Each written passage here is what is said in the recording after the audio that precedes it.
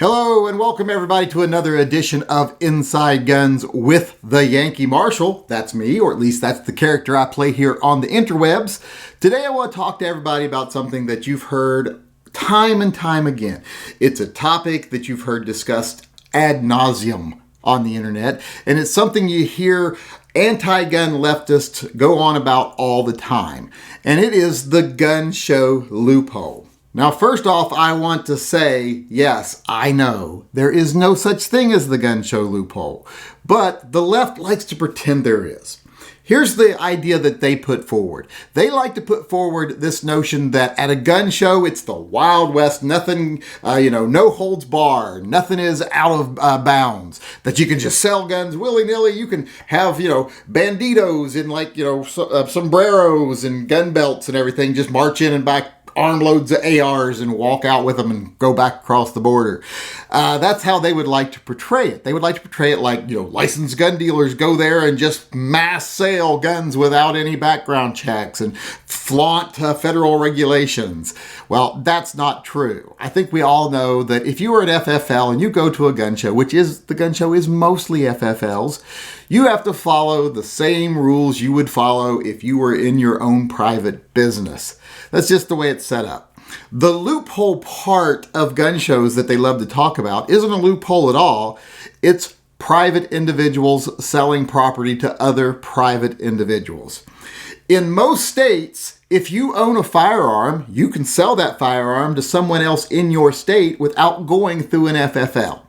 Now, some states like the one I live in Washington, have gotten rid of that and went with universal background checks, which is a gross violation of a citizen's rights to trade goods inside their state without government interference, in my opinion, and does nothing to save lives or curb crime.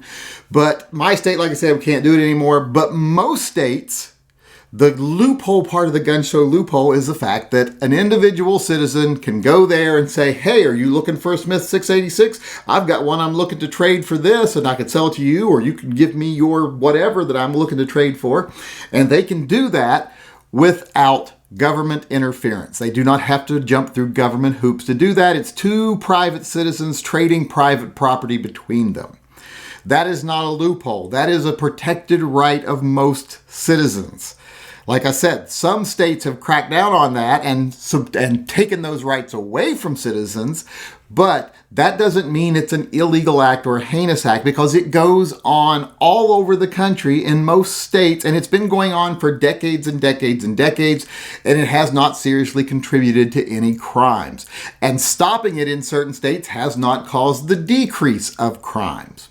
People who commit crimes with firearms don't usually buy them through private sales, for one. And if they did at the time they bought the gun, they wouldn't have been prohibited anyway. Most people who commit crimes for the first time obtain their guns legally. Most criminals get their guns through means where they do not go through the background checks. They buy them from irreputable gun dealers or people who sell guns on the street. They get them on the black market, or they steal them. So this type of law that does nothing but increase the amount of government scrutiny we have on our own private business is something that is a travesty as far as I'm concerned. And it is definitely not a loophole. I do not like when they try to portray it as a loophole. Anytime someone tries to use that term, make sure you educate them on the fact that there is no loophole. Gun dealers, when they go to a gun show, are still gun dealers, and they still follow the rules. Individual citizens are still individual citizens no matter where we go, and we should have the right to trade our own private property without government interference. Now, that being said, the reason that they like to say that there is a gun show loophole brings me to my second topic here today, and that is private sales. The reason they actually use terms like gun show loophole and try to demonize the act of one individual selling a gun to another individual is because they want to get rid of private sales. They don't want you to be able to trade your property. And the reason they don't want you to be able to do that without government scrutiny is they want to know who owns what.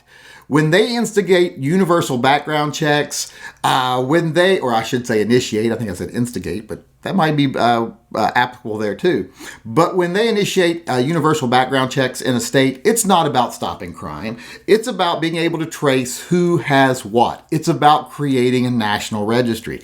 That's all universal background checks are about. The whole gun show loophole thing is about trying to instate universal background checks. And like I said, they do nothing to prevent crime. They do nothing to save lives. All they do is let the government know exactly who owns what. They want to create a national registry through means where they can say we're not actually committing a national, compiling a national registry, because they are prohibited by law from doing that. It's against the law for the government to be that involved in your life. When it comes to your ability to protect yourself, the arms that you are constitutionally allowed to own, they should not be interfering in that. And when government keeps lists, they use those lists for something. Like we all watched Red Dawn, and the first thing the bad guys wanted to do was go to the local gun shop, get the 4473 so they could see who in the town owned guns, so they knew who to take out first. So this whole thing about gun show loopholes, etc., it's all about a registry. Now they're going to say it's about, hey, shouldn't everyone who buys a gun go through a background check? And they're like, that's just common sense, right? No, it's not common sense because it serves no good. It doesn't stop crimes. It doesn't save lives. All it does is hamper the ability of citizens to exercise their Second Amendment right. If someone is too dangerous to have a gun, then they should be in prison, period. So when people argue gun show loopholes, what they're really leading up to, especially when politicians do it, is they're leading up to universal background checks. Universal background checks is not about anything to do with safety or saving lives. It's about knowing who owns what, who has what, where they are, where guns are more heavily concentrated, where citizens with guns are more heavily concentrated. The government wants to know who we are, where we are, and what we have. And that's what universal background checks are all about. Hey, before I continue on today, I want to take a moment to remind everyone that this channel is completely viewer funded. Even the charities we run, the TYM-PPP, the Handguns for Heroes, the Friend Project, Pets and Vets, all that stuff is funded solely by viewers. So if you'd like to become a member of this channel and support the channel, please go over to patreon.com/The Yankee Marshal, become a patron. Also, you can come to our live chats daily. If you want to talk to me or you've got something you want to chew me out about something I say in one of these videos, come into the live chats. We do them nightly. Just watch my channel. They're usually between 5 and 7 p.m. Pacific time. For their start time, they usually run between 1 and 2 hours. So if you've got something you want to say or you want to support the channel, go on over onto Patreon, come to our live chats. There's lots of ways to get involved. I urge you to do so, and I thank you if you do. All right, now I am to the viewer question of the day, but today it's not an email. It's actually a question I got in one of those live chats last night. Someone in the live chat asked me, what would my loadout be if I lived in 1899 and I was going to take off and I needed to take 5 weapons with me? They specified what would my 5 weapons be. And they had to be items that were available in 1899. So I want to take a moment here and let you know what my loadout would be if I was taking off, and I'm assuming it would be on horseback, in 1899. First, I'm going to need a good rifle, and that's going to be a Marlin 1894 lever action rifle. That'll be one of the 2 long guns that'll be in my saddlebags as I take off across the American plains. Next, I would need a good pump shotgun, and that shotgun would be the Winchester 1897. Everyone needs a shotgun, and I figure if I'm on horseback, I'm going to have 2 sets of side holsters for long guns. So one, like I said, would be the lever action rifle, and one would be the pump shotgun. And that would be the Winchester 1897. Third's going to be my sidearm, and of course, it's going to be a Colt single action Army. One of the most successful firearms ever, one of the most iconic cowboy firearms ever. So my third firearm would be my sidearm, my Colt single action Army. And number 4, well, that's going to be another Colt single action Army, because I'm going to be a 2-handgun guy in a cross-draw holster on horseback. So 2 of my guns, 2 of the 5 weapons I choose, will be Colt single action Army revolvers.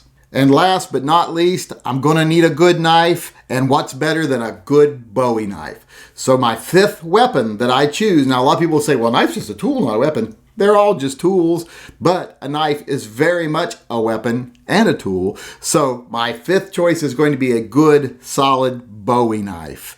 And then I assume I'll have other things that aren't weapon related, but those right there are the 5 items that I would choose as far as weapons are concerned if I was loading out in 1899. All right, now we're to my favorite segment of the show, gun talk. You know, one question I get asked quite often is, what's the best carry snub-nose revolver? People ask me that all the time because they know I love revolvers. They want to get a small, easy to carry, easy to conceal revolver, and they often ask me, what do I think is the king of the snubby revolvers? Well, there's a lot of choices when it comes to snubby revolvers. You've got all steel ones like the SP101s. You've got ones made of lighter weight material like aluminum and polymer like the Ruger LCR series. You've got aluminum frame guns. You've got scandium framed guns with titanium cylinders. There are just so many. And then you have some that have another advantage over building material. You have some that are 6 shots. Most snubbies are 5. But you've got ones like the Colt Cobra. You've got the Kimber K6S double action, single action, or the standard model that holds 6 rounds. So when you're choosing a snubby revolver, there's a lot of things to consider. The weight, how many rounds it has, what caliber it is chambered in, etc. But to this day, even though there are new ones on the market, I still think there is one clear winner when it comes to what is the best small, easy to carry snub-nose revolver. What is the king of snub-nose revolvers, or queen, if you, I don't know how your gun identifies. I've never been able to accurately sex any of my guns. I'm sure it involves sticking your pinky somewhere, but I'm not really interested in doing it. So king or queen of the snub-nose revolvers depends on your own, persuasions there.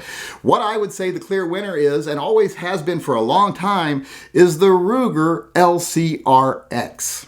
The Ruger LCRX is lightweight. You can get it in a 357 Magnum or 38 Special or 22 Magnum or 327 Magnum even. Also, it's got an amazing trigger. It's got a nice design. It's easy to carry. It's actually not a bad looking gun for such a small, lightweight, easy to carry gun. I find it a very appealing gun aesthetically, as well as a very functional, reliable gun with a very good trigger. Now, the LCRX is, like I say, my preferred gun. It's the one I think is best, but the LCR is also an awesome gun if you want something that's snag-free, doesn't have a hammer, etc. So the LCR series from Ruger, especially the LCRX, in my opinion, rules the snubby revolver world. All right, now we're at the part of the show where I want to talk about some things going on in the legal world of guns today.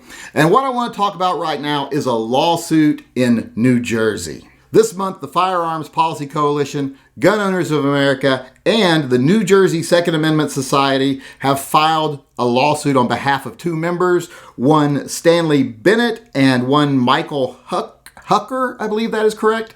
Because these 2 gentlemen are of age, they are legal, lawful gun owners who have applied for carry permits in the state of New Jersey, jumped through every legal hoop they have to jump through to get that carry permit, only to be denied arbitrarily because they have been ruled as having no just cause to carry.